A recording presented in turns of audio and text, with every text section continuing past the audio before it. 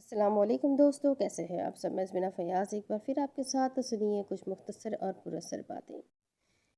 کتنی پیاری آیت ہے، یدعوکم لیغفر لکم من ذنوبکم، ابراہیم، سورہ ابراہیم آیت نمبر 10۔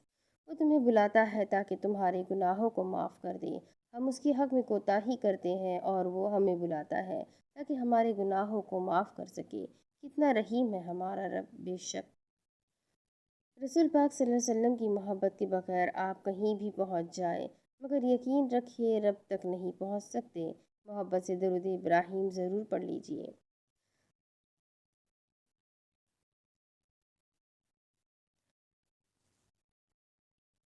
آپ کو اپنا اخلاق اتنا بہتر بنانا ہے کہ دوسرے آپ کی مثال دیں، اور یہ صرف نبی کریم صلی اللہ علیہ وسلم کی سیرت پر عمل کر کے ہی ممکن ہے۔ اللہ ہمیں عمل کی توفیق عطا فرمائے، آمین ثم آمین۔ ان لوگوں کے لیے اٹھنا آسان نہیں ہوتا جن کی صلاحیتوں کی راہ میں غربت حائل ہو۔ بعض اوقات انسان کو زندگی کے لیے اتنی سخت جدوجہد کرنی پڑتی ہے کہ اس کے پاس جینے کا وقت بھی نہیں ہوتا۔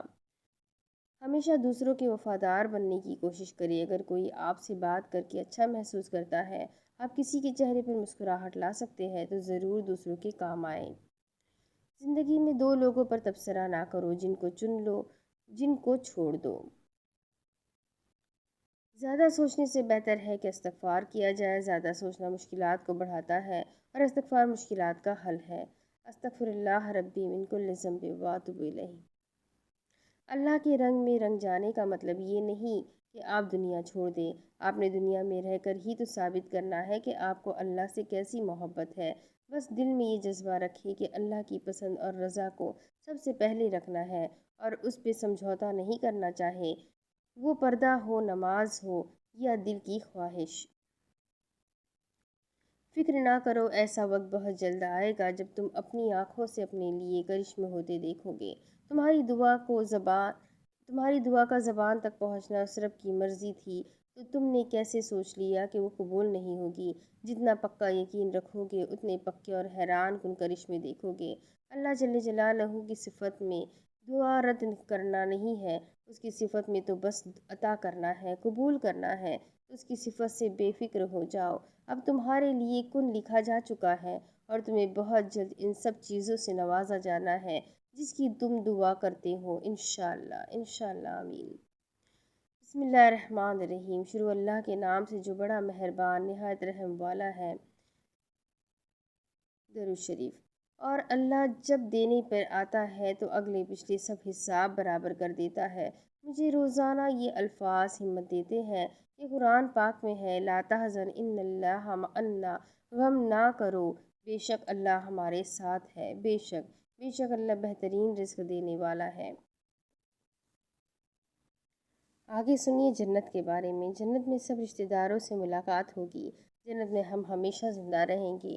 ہمیں کبھی تھکاوٹ یا بوریت نہیں ہوگی، کبھی اداسی نہیں چھائے گی، کبھی نیند کی طلب نہ ہوگی، کبھی بیمار نہ ہوں گے۔ وہاں افلاس اور بھوک نہ ہوگی، وہاں گرمی و سردی اعتدال میں ہوگی۔ ہمیں کبھی تھوکنا نہیں پڑے گا، نہیں آئے گی، بول و بازار نہ ہوگا، بول و براز نہ ہوگا۔ ہمارے پسینے سے مشک کی خوشبو آئے گی۔ ہمارے لیے ریشمی لباس ہوں گے، موتیوں کے ہار ہوں گے، ہیرے سونے چاندی کے زیورات ہوں گے۔ وہاں پانی، دودھ، شہد اور شراب طہور کی نہریں ہوں گی۔ ہمارا چہرہ وہاں حسین ہوگا۔ جنتیوں کو حضرت یوسف علیہ السلام جیسا حسن عطا کر دیا جائے گا۔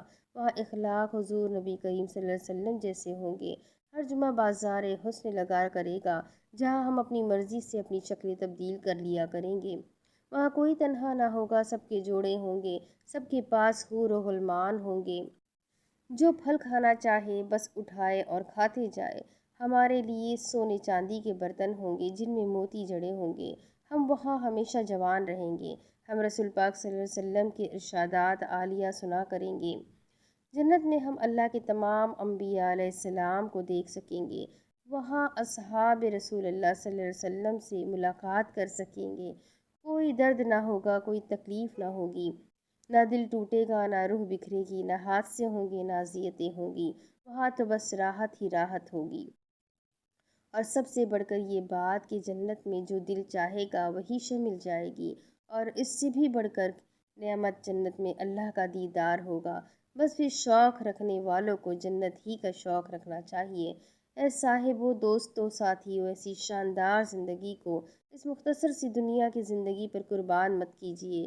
اس دنیا کی زندگی کا کیا مزہ، کیا لطف مزہ، تو بس آخرت کا مزہ ہے کہ ایسی شاندار زندگی ہمارا مقدر کر دی جائے۔ اللہ پاک ہم سب کو جنت الفردوس میں اعلیٰ مقام عطا فرمائے۔ آمین ثم آمین یا کریم یا رب العالمین صلی اللہ علیہ وسلم۔ امید کرتی ہوں کہ جنت کے بارے میں سن کر اور باقی کے سارے سنہری حرف سن کر آپ کے دل کو بھی ضرور خوشی ملی ہوگی، کچھ سیکھنے ملا ہوگا، جنت میں جانے کا جذبہ جگا ہوگا۔ تو کیوں نہ ہم ایسے عمل کیا کریں جس سے ہمیں جنت ملے۔ جی ہاں، دنیا نہیں، ہمیں جنت چاہیے انشاءاللہ، اور ہم سب ایسے عمل ضرور کریں گے۔ درود شریف پڑھیں، اللہ کا ذکر ادا کریں، استغفار کیا کریں، اور جتنا ہو سکے نماز کی پابندی کیا کریں۔ انشاءاللہ ہمیں جنت ضرور ملے گی۔ تو ملتے ہیں اگلے ویڈیو میں، تب تک کے لیے ویڈیو کو لائک کر دیں، چینل کو سبسکرائب کر دیں، بیل آئیکن کو ضرور دبا دیں، اور اگر ویڈیو پسند آتی ہے تو اپنے کانٹیکٹس میں ضرور شیئر کریں۔ ملتے ہیں اگلے ویڈیو میں، تب تک کے لیے اپنا خوب سارا خیال رکھیں، مجھے بھی دعاؤں میں یاد رکھیں۔ اللہ حافظ۔